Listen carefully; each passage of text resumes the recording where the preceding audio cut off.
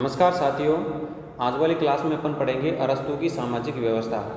इससे पहले अपन ने जो अरस्तु का आदर्श राज्य है उसके बारे में अध्ययन किया, अरस्तु की जो न्याय व्यवस्था है उसके बारे में अपन ने अध्ययन किया और जो अरस्तु की सामान्य जानकारी है वो अपन ने पढ़ी। अरस्तु का जो संविधानों का वर्गीकरण है उसके बारे में अपन ने अध्ययन किया। तो जो अब अरस्तु है वो सामाजिक व्यवस्था में किन किन चीज़ों का वो प्रावधान करता है।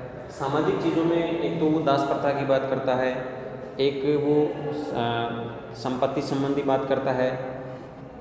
तो सबसे पहले अपन पढ़ते हैं कि अरस्तु ने दास प्रथा के संबंध में कौन कौन सी बातें बताई हैं, वो यहाँ अपन पढ़ते हैं। तो अरस्तु कहता है कि समाज में दो चीज़ों का होना जरूरी है, सजीव और निर्जीव वस्तुओं को वो बांटता है। परिवार की व्यवस्था के लिए सजीव और निर्जीव दो प्रकार के साधनों की आवश्यकता होती है। संपत्ति एक निर्जीव साधन है और दास एक सजीव साधन, इस प्रकार से वो परिभाषित करता है।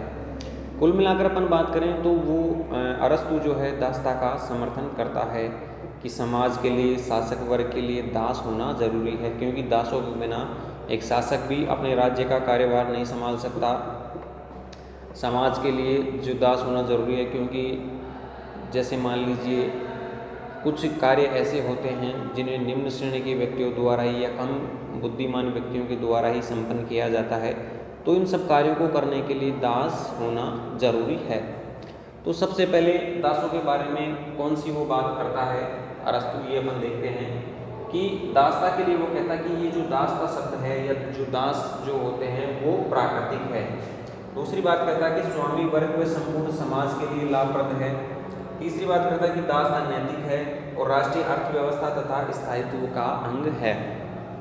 यानी कि दासता के संबंध में अरस्तु बात करते हुए कहता है कि दासता प्राकृतिक है, यानी कि जन्म के समय से ही कुछ लोग अधिक बुद्धिमान होते हैं, कुछ लोग मंद बुद्धि के लोग होते हैं। जो लोग अधिक बुद्धिमान होते हैं वो शासन कार्य करने के लिए उत्पन्न होते हैं, और जिनमें कम बुद्धि या मंद बुद्धि होते हैं वो दास के या दास संबंधी कार्य करने के लिए ही उत्पन्न होते हैं। अरस्तु कहता है कि एक और बहुत अधिक बुद्धिमान व्यक्ति होते हैं जो बुद्धिमत्ता के आधार पर शासन करने और निर्देश देने की योग्यता रखते हैं। दूसरी ओर ऐसे बुद्धिहीन व्यक्ति होते हैं जो केवल आज्ञा पालन की क्षमता रखते हैं। स्वाभाविक रूप से प्रथम श्रेणी के व्यक्ति स्वामी और द्वितीय श्रेणी के व्यक्ति सेवक होते हैं। इस प्रकार प्रथम जो श्रेणी का जो व्यक्ति है वो मानसिक तौर पर प्रतिनिधित्व करता है। तो ये जो दासता है उसको अरस्तु ने क्या माना है, ये प्राकृतिक है, प्रकृति से ही व्यक्ति तेज दिमाग वाला और निम्न श्रेणी का होता है। दूसरी बात करता है कि स्वामी वर्ग व संपूर्ण समाज के लिए लाभप्रद। देखिए, दासों के बिना जो एक शासक वर्ग है वो अपने राज्य का कार्यकाज नहीं संभाल सकता। राज्य के जो निम्न श्रेणी के कार्य हैं वो शासक ही दासों के माध्यम से कर सकता है। यानी कि स्वामी वर्ग के लिए इस संबंध में अरस्तु कहता है कि जिस प्रकार वीणा आदि यंत्रों की सहायता के बिना उत्तम संगीत उत्पन्न नहीं हो सकता, उसी प्रकार दासों के बिना स्वामी के उत्तम जीवन तथा बौद्धिक एवं नैतिक गुणों का विकास संभव नहीं है। तो स्वामी वर्ग के लिए दास होना जरूरी। समाज में जैसे कृषि कार्य है, उत्पादक वर्ग है, तो ये सब कार्य कौन करेगा, ये सब कार्य एक दास वर्ग ही करेगा। तीसरा है कि दासता नैतिक है, यानी कि अरस्तु नैतिकता के संबंध में कहता है कि दास विवेक शून्य प्राणी होता है, किंतु बुद्धिमान वर्ग के व्यक्तियों के संपर्क में आकर या संपर्क में रहने के कारण उसमें विवेक और गुण, उसमें विवेक जो रूपी गुण है वो अवश्य उत्पन्न हो पाता है, और स्वामी के धर्मशील जीवन में भाग लेने से उसका नैतिक उत्थान और उसके व्यक्तित्व का विकास संभव होता है। तो यानी कि जैसे मान लीजिए दास नैतिक है तो वो उसमें अपने जीवन में जो दास है अगर थोड़ा बहुत भी उसमें सोचने समझने की शक्ति होगी तो अपना नैतिक विकास वो कर सकता है। नंबर 4 की बात करें तो राष्ट्रीय अर्थव्यवस्था स्थायित्व का आएंगे, यानी कि राष्ट्रीय अर्थव्यवस्था या जो राज्यों की अर्थव्यवस्था के संचालन के लिए भी दास बहुत ही जरूरी है, क्योंकि दासों के बिना एक जो उत्पादक वर्ग जो कार्य करता है, या अरस्तु ने एक स्थान पर कहा है कि जो तेज दिमाग वाले जो सोचने समझने वाले व्यक्ति होते हैं वो शरीर से दुबले पुतले होते हैं, और जिनमें मंद बुद्धि होती है वो शरीर से अधिक बलशाली होते हैं। तो वो शारीरिक रूप से सक्षम होते हैं और वो उत्पादक वर्ग का कार्य कर सकते हैं। तो जैसे व्यापार संबंधित कार्य जो है दास वर्ग आसानी से कर सकता है। तो ये चार जो बातें हैं वो दास प्रथा के समर्थन में अरस्तु करता है कि दासता प्राकृतिक है, स्वामी वर्ग व संपूर्ण समाज के लिए दासता लाभप्रद होती है, दासता नैतिक है, राष्ट्रीय अर्थव्यवस्था तथा स्थायित्व का अंग वो मानता है। अब इसके साथ में अरस्तु दासता के लिए कुछ अनिवार्य शर्तें भी लगाता है कि जैसे मान लीजिए कोई व्यक्ति जन्म से दास है तो वो अपने आप में सुधार करके या अपने जीवन को सुधार करके मन मस्तिष्क को तैयार करके वो दासता से मुक्ति भी पा सकता है। जैसे मान लीजिए दासता को वो दो वर्गों में बांटता है, एक प्राकृतिक और दूसरा कानूनी। कानूनी के रूप में वो कहता है कि जैसे मान लीजिए कोई व्यक्ति युद्ध में, कोई शासक युद्ध में हार गया तो उसके सैनिक जो हैं वो दास बनाए जाते हैं, लेकिन अगर उनमें सोचने विचारने की क्षमता है तो उनको दासों के जीवन से मुक्त किया जा सकता है। अरस्तु क्या कहता है कि दासता दो प्रकार की होती है, एक प्राकृतिक और दूसरी कानूनी। पहला बताता है वो प्राकृतिक और दूसरी दासता के संबंध में बताता है वो कानूनी। प्राकृतिक दासता के संबंध में बात करते कहता है कि कुछ लोग जन्म से ही प्रकृति से ही मंद बुद्धि के होते हैं और कानूनी रूप से जिन लोगों को जबरदस्ती बाध्य करके दास बनाया जाता है या युद्ध में हारे हुए व्यक्ति।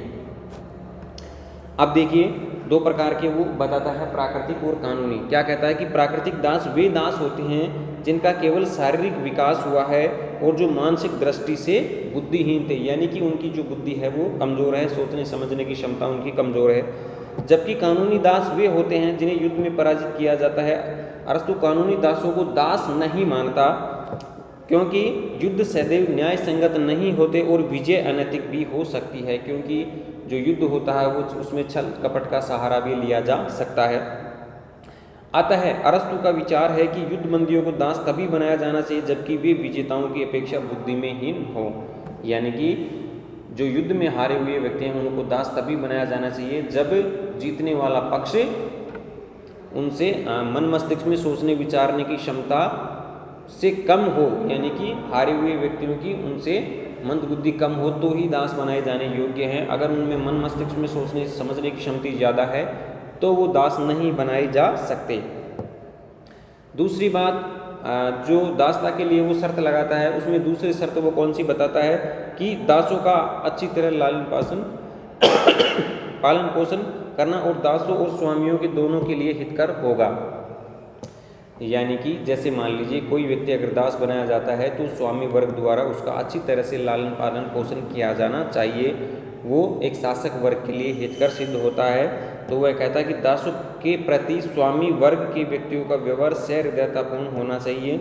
उसने कहा है कि जो स्वामी दासों के प्रति अच्छा व्यवहार न करे उन्हें राज्य द्वारा दंडित किया जाना चाहिए, यानी कि एक शासक के लिए आवश्यक है कि वह दासों का अच्छी तरह से ख्याल रखे। तीसरी शर्त वो बताता है कि सभी दासों को मुक्ति के अवसर और आशा प्रदान की जानी चाहिए। अब एक स्थान पर वो कहता है कि यूनानी लोग बुद्धिमान होते हैं, यूनान के लोगों को दास नहीं बनाया जाना चाहिए। यूनान निवासी सर्वाधिक बुद्धिमान होने के कारण कभी दास नहीं हो सकते। अगली शर्त वो बताता है कि दासता जन्म मूलक नहीं होती, वह गुणों पर आधारित होती है। दूसरे शब्दों में यह आवश्यक नहीं कि दास का बेटा ही दास हो, यदि उसमें विवेक शक्ति है तो वह दास नहीं है। दास प्रथा को गुण मूलक मानकर उसने इसकी उग्रता और कठोरता को कम कर दिया, परंतु साथ ही वह यह मानता है कि गुणों के आधार पर दास अदास में भेद करना कठिन है। वो ये कहता है कि जैसे मान लीजिए कोई दास है तो उसका बेटा दास होगा, ये कोई जरूरी नहीं, क्योंकि गुण और विवेक के आधार पर श्रेष्ठ भी हो सकता है। तो इस प्रकार की वो इन शर्तें लगाता है। तो एक बार मैं दोबारा से रिपीट करना चाहूँगा, दासता की प्रथा के समर्थन में वो बात करता है कि दासता प्राकृतिक है, स्वामी वर्ग व संपूर्ण समाज के लिए वो आवश्यक मानता है, दासता नैतिक है, राष्ट्रीय अर्थव्यवस्था तथा स्थायित्व का अंग वो मानता है। फिर दासता के लिए वो कुछ शर्तें लगाता है कि दासता प्राकृतिक है, कानूनी है, यानी कि दो भागों में बांटता है। एक लोग होते हैं जो प्राकृतिक रूप से या जन्म से ही कम मंद बुद्धि होते हैं, दूसरा है कानूनी या कानूनी तौर पर या युद्ध में हारे हुए व्यक्तियों को दास बनाना। ठीक है, अगर दास में कुछ समय बाद विवेक या राजा के संपर्क में रहने के कारण उसमें विवेक जन्म लेता है तो दासों को मुक्त भी किया जाना चाहिए। तो ये बात तो हो गई अरस्तु की दास्ता के लिए जो मुख्य बातें उसने बताई। अब कुछ विचारक जो हैं दास्ता की आलोचना करते हैं, दास्ता संबंधी विचारों की आलोचना करते हैं, तो वो कौन कौन से विचार हैं?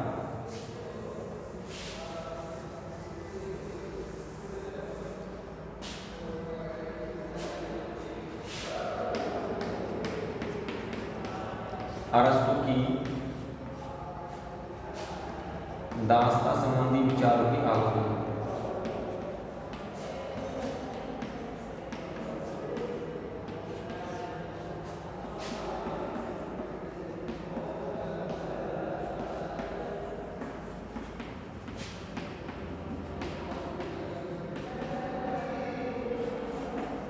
अरस्तु के दास्ता संबंधी विचारों की आलोचना यानी कि वो दास्ता की आलोचना जो राजनीतिक विचार है वो किन किन आधारों पर करते हैं। वो कहते हैं कि मानव समूह का विभाजन करना असंभव है, विभाजन का सर्वमान्य मापदंड वो नहीं देता।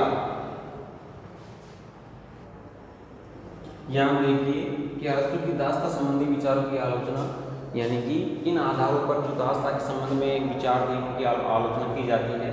सबसे पहला मैंने कहा कि मानव समूह का विभाजन असंभव, विभाजन का सर्वमान्य मापदंड वो नहीं देता, अव्यवस्था उपद्रव का कारण भी हो सकता है, स्वतंत्रता व समानता की धारणाओं के विरुद्ध और जातिगत अहंकार से पूर्ण। यानी कि अरस्तु की जो दास्ता संबंधी विचार दिए तो उनकी आलोचना करते हैं विचारक। वो क्या कहते हैं? सबसे पहला कि मानव समूह का विभाजन असंभव, यानी कि जो अरस्तु ने दास्ता के लिए जो विचार दिए तो उसमें दो वर्गों में पूरी जनसंख्या को उसने बांट दिया। एक तो जो विवेकशील प्राणी है और एक जो है मंद बुद्धि। तो ये जो पूरी जो जनसंख्या को या पूरी मनुष्य को दो भागों में बांट दिया उसने, तो ये थोड़ा संभव नहीं है क्योंकि व्यक्तियों में कई प्रकार के मन मस्तिष्क सोचने क्षमता वाले व्यक्ति होते हैं, तो दो प्रकार से विभाजन करना उचित नहीं है। दूसरी बात, अगर उसने विभाजन का जो दिया है तो कोई मापदंड उसने नहीं दिया। दूसरा कारण मैंने लिखा विभाजन का सर्वमान्य मापदंड नहीं, यानी कि बिना उसने परीक्षण किए, बिना सोचे समझे ऐसा कोई तर्क या ऐसा कोई मापदंड नहीं दिया जिससे मनुष्य का विभाजन दो भागों में किया जा सके।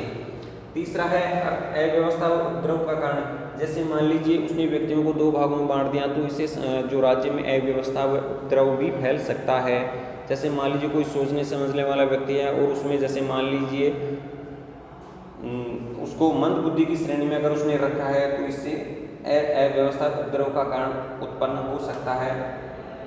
उसने अगला कारण दिया स्वतंत्रता व समानता की धारणाओं के विरुद्ध, यानी कि जैसे मान लीजिए किसी व्यक्ति को दास्ता की श्रेणी में रखा गया है तो ना तो उसको किसी प्रकार की स्वतंत्रता मिल सकती है ना उसको समानता मिल सकती है।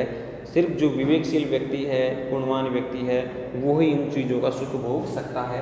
तो इन धारणाओं के विरुद्ध है। अगला बिंदु है जातिगत अहंकार से पूर्ण, यानी कि वो एक जाति के रूप में इसको परिभाषित करता है। यूनानवासियों के लिए कहता है कि यूनानवासी दास नहीं बनाए जा सकते, बाकी अन्य जातियों के जो लोग हैं, अन्य राज्यों के लोग हैं, वो दास बनाए जा सकते हैं। तो इससे जो उसकी जातिवाद जो धारणा है वो अहंकार से भरी हुई प्रतीत होती है। तो ये हैं अरस्तु के दास्ता संबंधी विचारों की जो आलोचना के बिंदु। मानव समूह है का विभाजन असंभव उसने बताया है, विभाजन का सर्वमान्य मापदंड नहीं, अव्यवस्था व उपद्रव का कारण हो सकता है, स्वतंत्रता व समानता की धारणाओं के विरुद्ध और जातिगत अहंकार से पूर्ण। तो ये दास्ता संबंधी उसके विचार हैं। अब अपन बात करते हैं कि अरस्तु ने जो सामाजिक व्यवस्था में दूसरा बिंदु है संपत्ति के लिए उसने क्या कहा है। तो जो अरस्तु है वो संपत्ति, निजी संपत्ति का समर्थक है।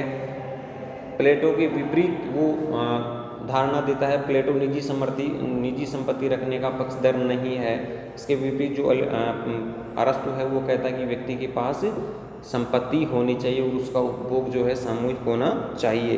तो संपत्ति के लिए अरस्तु क्या कहता है कि व्यक्तिगत संपत्ति जो है सामूहिक संपत्ति से अधिक उपयोगी है, बशर्ते कि उसका प्रयोग सामाजिक क्षेत्र में परंपराओं व रीति रिवाजों और राजनीतिक क्षेत्र में उचित कानूनों द्वारा नियंत्रित होना चाहिए।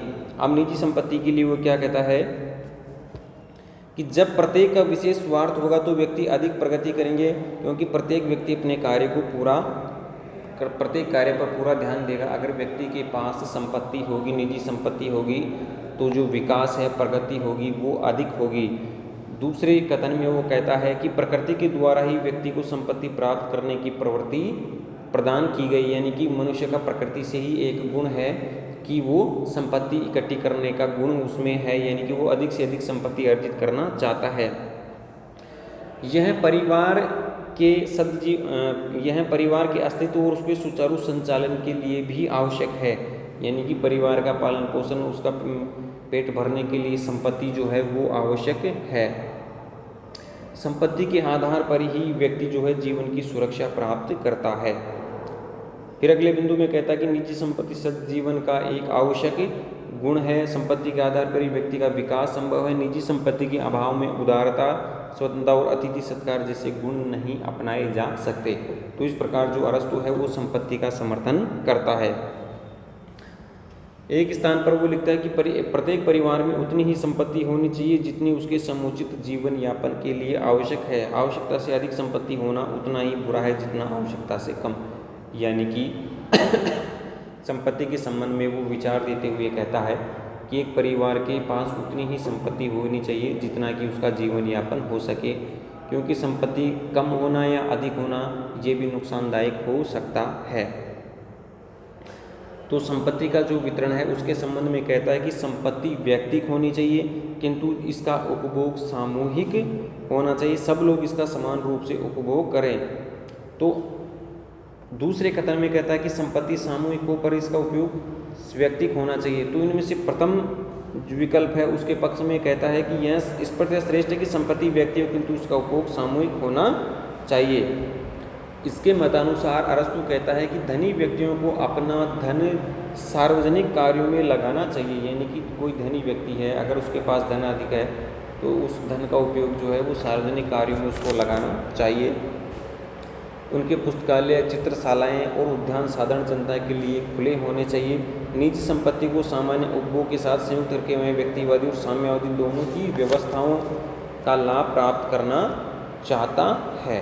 तो ये तो हो गई उसके संपत्ति जो संबंधी विचार हैं ये।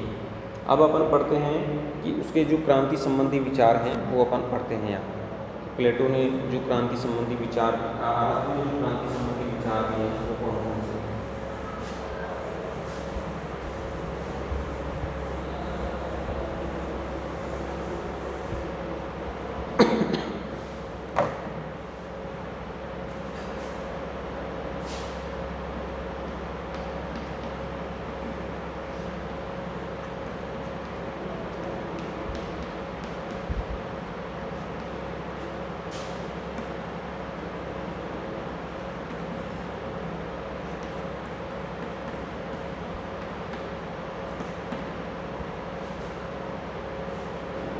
देखिए, अरस्तु जो क्रांति संबंधी विचार देता है तो वो किस प्रकार से देता है, क्रांति को क्या संज्ञा देता है।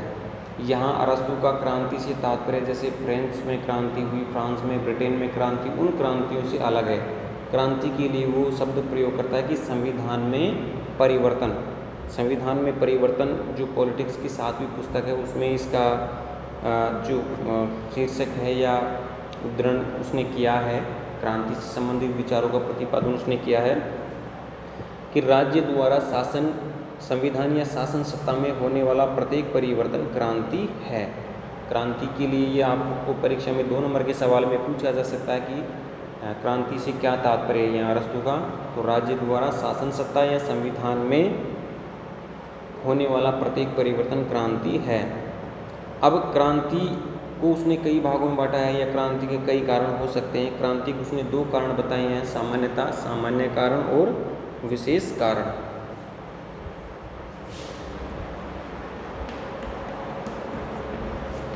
क्रांति के कारण, पहला है सामान्य कारण,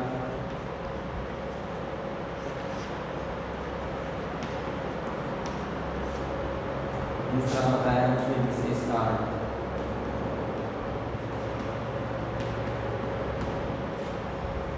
यानी कि क्रांति के लिए वो 2 कारण बताता है, सामान्य कारण और विशेष कारण। सामान्य कारण में बताता है कि असमानता,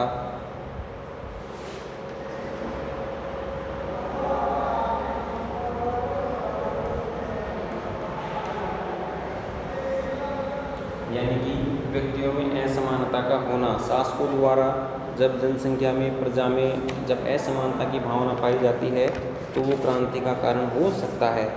दूसरा है अन्याय।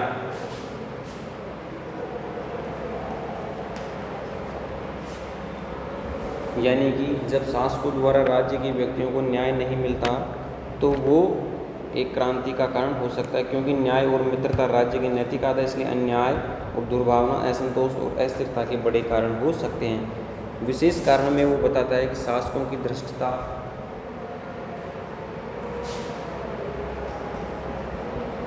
शासकों की धृष्टता या लाभ की लालसा,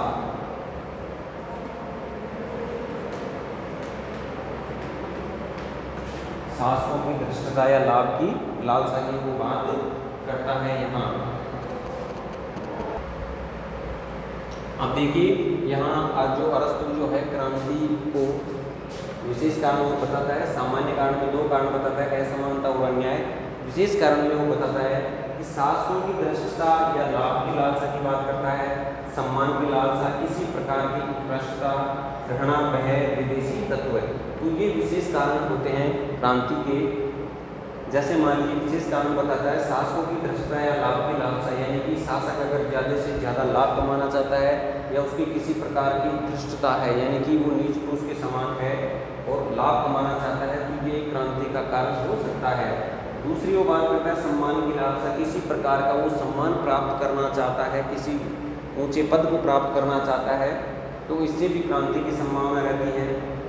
किसी प्रकार की उत्कृष्टता, यानी किसी चीज़ को पाने की लालसा, तो अगर वो किसी चीज़ को पाने की लालसा चाहता है तो कहीं ना कहीं वो उचित कार्य करेगा।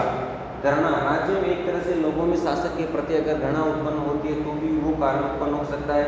किसी प्रकार का भय अगर लोगों में है या विदेशी शासन से किसी प्रकार का भय है तो क्रांति को जन्म देता है। विदेशी तत्व, यानी कि अगर विदेशों से किसी प्रकार की या विदेशी राज्यों से किसी प्रकार के कुछ ऐसे तत्व आते हैं राज्य में जिनसे क्रांति का कारण हो सकता है, तो ये भी एक तरह से क्रांति के कारण हो सकते हैं। तो ये सब चीज़ें अरस्तु विशेष कारण में बताता है। शासकों की धृष्टता या लाभ की लालसा, सम्मान की लालसा, किसी प्रकार की उत्कृष्टता, घृणा, भय और विदेशी तत्व। एक तीसरा कारण वो बताता कि विभिन्न राज्यों में शासन प्रणाली में क्रांति के कारण, जैसे मान लीजिए कोई चतुर व्यक्ति है, वाग्वीर जिसको अरस्तु ने संज्ञा दी है, ज़्यादा बोलने वाला है, तो वो शासन प्रणालियों में धनिक तंत्र के प्रति वो क्रांति उत्पन्न करते हैं अपने जोशीले भाषणों के द्वारा। तो एक तीसरा कारण भी बताया है। तो ये आपको परीक्षा में जैसे आपसे पूछा जाए अरस्तु क्रांति संबंधी विचार, तो ये आपको 3 भागों में मैंने लिखा है, सामान्य कारण, विशेष कारण और विभिन्न राज्य शासन प्रणाली में क्रांति के कारण। सामान्य कारण में 2 भागों में बटा है, असमानता, अन्याय। ये जो 4-5 कारण मैंने लिखे, विशेष कारण और तीसरा विभिन्न राज्य शासन प्रणाली में क्रांति के कारण। तो ये तो हो गई क्रांति होने के कारण। अब अरस्तु बात करता है कि क्रांति अगर होती है तो उसे रोकने के उपाय किस प्रकार से किए जाने चाहिए, ठीक है, यानी कि उसको कार्य को शांत कैसे किया जाए। तो वही बात करता है कि सामान्य उपाय होने चाहिए और विशेष उपाय, वही 2 भागों में इसको उसने बांटा है। तो क्रांति को रोकने के उपाय कौन कौन से वो बताता है।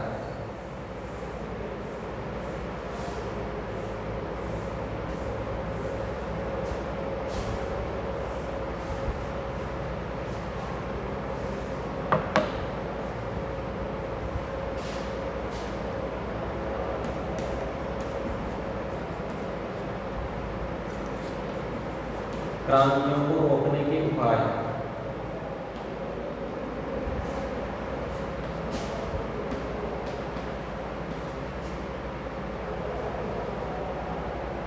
इसमें वही 2 भागों में बांटता, सामान्य उपाय और विशेष उपाय।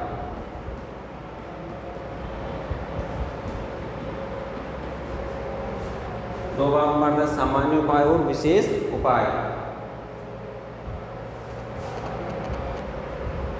अब देखिए यहाँ जो अरस्तु है वो क्रांतियों को रोकने के कौन कौन से उपाय बताता है। वो 2 भागों में बांटता है, सामान्य उपाय और विशेष उपाय। सामान्य उपाय में कौन सी बात करता है, वो शासक और शासित के मध्य जो है, शासन में सद्भावनापूर्ण संबंध होना चाहिए। नागरिकों को संविधान की भावना के अनुरूप शिक्षित करना चाहिए, कानून का पालन करना चाहिए, भ्रष्टाचार रहित शासन होना चाहिए, विदेशियों की उच्च पदों पर नियुक्ति नहीं होनी चाहिए और राजनीतिक सत्ता पर एकाधिकार नहीं होना चाहिए। तब जाकर राज्य में क्रांति नहीं होगी। तो सामान्य उपाय की जैसे अपन बात करते हैं, शासक और शासक के मध्य सद्भावनापूर्ण संबंध होना चाहिए। जैसे मान लीजिए कोई राजा अगर शासन कर रहा है, सारी शक्तियों का वो जन्मदाता है, सारी शक्तियों का वो प्रयोग कर रहा है, तो जो जनता है उसकी आज्ञाओं का पालन करने के मध्य तो उनके मध्य एक हृदयतापूर्वक संबंध होना चाहिए। ऐसा नहीं कि वो कठोर नियम जनता पर लगा दे और जनता उसकी आज्ञाओं से असंतुष्ट हो जाए या क्रांति करने के लिए आतुर हो जाए। तो दोनों के मध्य जो है सद्भावनापूर्ण संबंध होना चाहिए।